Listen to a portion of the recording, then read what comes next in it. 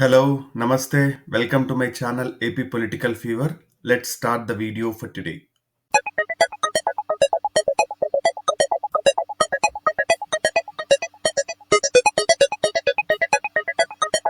So ఈ వీడియోలో వచ్చేసరికి మనం నర్సన్నపేట నియోజకవర్గం గురించి చూద్దాము. ఇది వచ్చేసి జనరల్ కాన్స్టిట్యున్సీ ఉమ్మడి శ్రీకాకుళం జిల్లాలోని నియోజకవర్గము.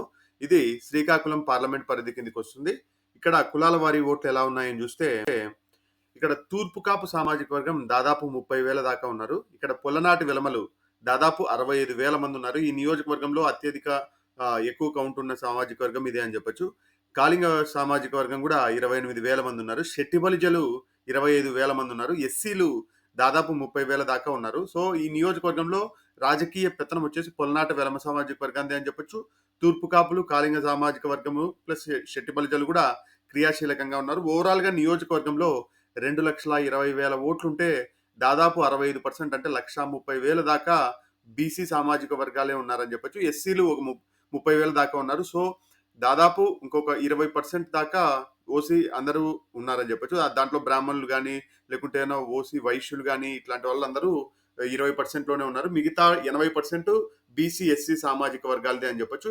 ఇంకొక ఆసక్తికరమైన విషయం ఏంటంటే ఈ నియోజకవర్గం ఫామ్ అయినప్పటి నుంచి 83, 85 తర్వాత 94, 2014 తప్ప టీడీపీ ఇక్కడ గెలవలేదని చెప్పొచ్చు. సో ఈ నియోజకవర్గంలో సంస్థాగతంగా కాంగ్రెస్ దాని తర్వాత వైఎస్ఆర్సీపీకి ఎక్కువ పట్టు ఉన్న కారణంగా ఒక రకంగా వైఎస్ఆర్సీపీకి ఫేవరబుల్ సీట్ చేస్తా ఉందని చెప్పొచ్చు. ఇక్కడ గత 4 ఎన్నికల వివరాలు చూసుకుంటే 2004లో ధర్మాన కృష్ణదాస్ గారు కాంగ్రెస్ పార్టీ నుంచి 8,800 మెజారిటీతో గెలుపొందడం జరిగింది. 2009లో ధర్మాన కృష్ణదాస్ గారు 17,500 మెజారిటీతో ఆల్మోస్ట్ 13% మార్జిన్తో గెలవడం జరిగింది. 2012లో ఎప్పుడైతే వైఎస్ఆర్సీపీ ఫామ్ అయిందో ధర్మాన కృష్ణదాస్ గారు వైఎస్ఆర్సీపీ పార్టీ తరఫున పోటీ చేసి మళ్ళీ 17,000, 18,000 ఆ మధ్యలో మెజారిటీతో గెలుపొందడం జరిగింది వైఎస్ఆర్సీపీ పైన ఫస్ట్ టైం.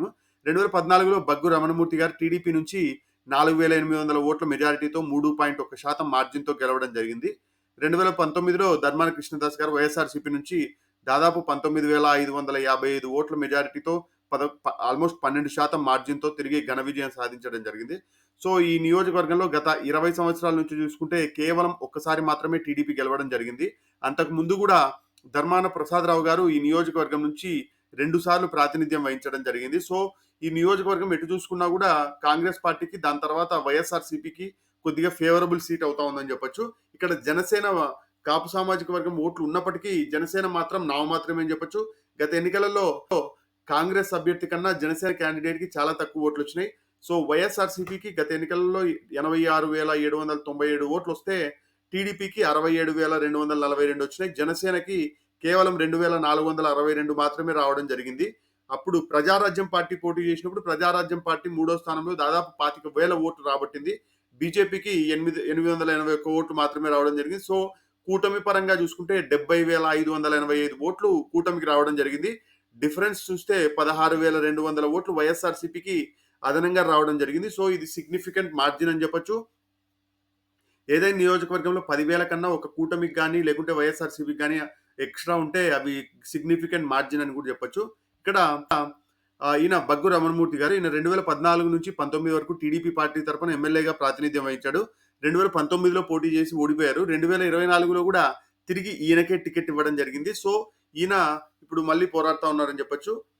నెక్స్ట్ ఈయన ధర్మాన కృష్ణదాస్ గారు ఈయన 2004లో 2009, 2012, 2019 4 సార్లు ఎమ్మెల్యేగా ఈ నియోజకవర్గానికి ప్రాతినిధ్యం వహించడం జరిగింది. ఈయన కొద్దిగా మాస్ లీడర్ గా ప్లస్ జగన్ గారి గవర్నమెంట్ లో ఫస్ట్ 2.5 సంవత్సరాల పాటు మినిస్టర్ గా కూడా పనిచేయడం జరిగింది. సో ఈయన ఇప్పుడు మళ్ళీ తిరిగి పోటీ చేస్తా ఉన్నారు. ఇప్పుడు నర్సన్నపేట క్యాండిడేట్స్ పరంగా చూస్తే ధర్మాన కృష్ణదాస్ గారు వైఎస్ఆర్సీపీ నుంచి పోటీ చేస్తున్నారు. బగ్గు రమణమూర్తి గారు టీడీపీ నుంచి పోటీ చేస్తా ఉన్నారు. ముఖ్యంగా వైఎస్ఆర్సీపీ నుంచి ఫేవరబుల్ అయ్యే అంశాలు ఏంటంటే ధర్మాన కృష్ణదాస్ గారు బలమైన నాయకుడిగా ఈ శ్రీకాకుళం జిల్లాలో ఉన్నారని చెప్పొచ్చు. ముఖ్యంగా ఈయన వైఎస్ఆర్సీపీ నుంచి ఫస్ట్ 18 సీట్లలో వైఎస్ఆర్సీపీ పోటీ చేసినప్పటి నుంచి ఈ నియోజకవర్గంలో వైఎస్ఆర్సీపీకి తన కాంగ్రెస్ ఓట్ బ్యాంక్ తో సహా ఈయన సొంత ఓట్ బ్యాంక్ ను కూడా వైఎస్ఆర్సీపీకి తేవడం వల్ల అది బలాన్ని చేకూరుస్తా ఉందని చెప్పొచ్చు. ముఖ్యంగా కాంగ్రెస్ పార్టీ ఈ నియోజకవర్గంలో ఎక్కువగా పుంజుకుంటే వైఎస్ఆర్‌సీపీకి డ్యామేజ్ అయ్యే అవకాశాలుంటాయి. కాంగ్రెస్ పార్టీ కూడా ఇంకా పుంజుకోలేదు కాబట్టి అది కూడా ఈయనకు బెనిఫిట్ అవుతా ఉంది. ప్లస్ సంక్షేమ పథకాలు అందించడం, మినిస్టర్‌గా ఉన్నప్పుడు కొన్ని అభివృద్ధి కార్యక్రమాలు చేయడము, ఇట్లా గ్రామ వాలంటీర్లు గాని, సచివాలయాలు గాని ఇవన్నీ జనాల్లో పాజిటివ్ ఇమేజ్ తేవడం ఈయనకు పాజిటివ్ అవుతుంది. నెగెటివ్ ఏమైతుందంటే టీడీపీకి, జనసేనకి పొత్తు కారణంగా ఒకవేళ జనసేన ఓట్లు గట్టిగా పోటీ పడితే దాదాపు 5,000 నుంచి 10,000 ఓట్లు రావచ్చు. అవి గన టీడీపీ అభ్యర్థి తెచ్చుకుంటే అది నెగెటివ్ అవుతా ఉంది. ఇంకొకటి మేజర్ ఇంపాక్ట్ ఏంటంటే గత ఈ 10, 15 రోజుల నుంచి ఈ నియోజకవర్గంలో వైఎస్ఆర్‌సీపీ చాలా మంది కార్యకర్తల్ని టీడీపీలో చేర్పిస్తా ఉన్నారు. ముఖ్యంగా శ్రీకాకుళం ఎంపీగా పోటీ చేస్తున్న రామ్మోహన్ నాయుడు గారు ఈ నియోజకవర్గాన్ని గట్టిగా పట్టుకున్నారని చెప్పొచ్చు. ముఖ్యంగా ఈ నియోజకవర్గంలో గన ఎక్కువ మెజారిటీ వైఎస్ఆర్‌సీపీకి వస్తే అది ఎంపీ క్యాండిడేట్ కూడా ఎఫెక్ట్ అవుతుందని ఆయన ఈ నియోజకవర్గం గాని, లేకుంటే శ్రీకాకుళం గాని అవి ఎక్కువగా పట్టుకున్నారని చెప్పొచ్చు. సో, మార్జిన్ తగ్గించి ఈజీగా గెలిచొచ్చు ఎంపీ క్యాండిడేట్ గాని ఈ నియోజకవర్గము కొన్ని నియోజకవర్గాలు ఆయన వైఎస్ఆర్‌సీపీకి ఫేవరబుల్‌గా ఉన్న సీట్లని గట్టిగా పట్టుకొని ఉన్నారని చెప్పొచ్చు. సో, ఆయన ఇంపాక్ట్ కూడా ఈ నియోజకవర్గంలో బలంగానే పనిచేస్తుంది. అది కూడా నెగెటివ్ అవుతా ఉందని చెప్పొచ్చు. ఇంకా రమణమూర్తి గారికి పాజిటివ్ అయ్యే అంశాలేంటంటే ఈయన ఆహ్, ఈయన రామ్మోహన్ నాయుడు గారు సపోర్ట్ చేస్తా ఉండడం అదొక బెనిఫిట్. ప్లస్ గత ఎన్నికలలో ఓడిపోయారన్న సానుభూతి ఉంది. మూడోదొచ్చేసి టీడీపీ, జనసేనకి మినిమమ్ 5,000-10,000 ఓట్లు ఎనకాల ర్యాలీ అవుతే అది బెనిఫిట్ అవుతోంది. రీసెంట్‌గా చాలా మంది వైఎస్ఆర్‌సీపీ కార్యకర్తల్ని టీడీపీలో చేర్పించుకోవడం ఇది బెనిఫిట్ అవుతా ఉంది. సో, ఈ అన్ని అంచనాలను బట్టి నా ప్రిడిక్షన్ అయితే ఈ నియోజకవర్గంలో టైట్‌గా జరిగే అవకాశాలే ఉన్నాయి. ముందులాగా దాదాపు 20,000 ఓట్ల మెజారిటీ వచ్చే సిట్యుయేషన్ అయితే కనపట్లేదు. మినిమమ్ వెరీ టైట్‌గా సాగినా కూడా లైట్‌గా ఎడ్జ్ వైఎస్ఆర్‌సీపీకి ఉందనుకుంటా ఉన్నాను. ఇంకా అంటే 20,000 మార్జిన్‌ని పూడ్చేంతటి గ్యాప్ రాలేదు అని అనుకుంటా ఉన్నాను. జనసేన వాళ్ళు ఒక 5,000 వచ్చినా కూడా ఒకవేళ ప్రభుత్వ వ్యతిరేకతతో ఇంకొక 5,000 వచ్చినా సో 10,000 కాటికి పూడ్చగలరు తప్ప 20,000 ఓట్లు చీల్చగలుగుతారా అనేది పెద్ద ఇంపాక్ట్‌గా ఉంది. సో టైట్ సిట్యుయేషన్‌కెళ్ళి ఒక 2, 3 వేల ఓట్లతోనో లేకుంటే 5, 6 వేల ఓట్లతోనో వైఎస్ఆర్‌సీపీ గెలిచే అవకాశాలు ఎక్కువగా ఉన్నాయి. టీడీపీ గెలిచినా పెద్దగా ఆశ్చర్యపోవాల్సిన అవసరం లేదు.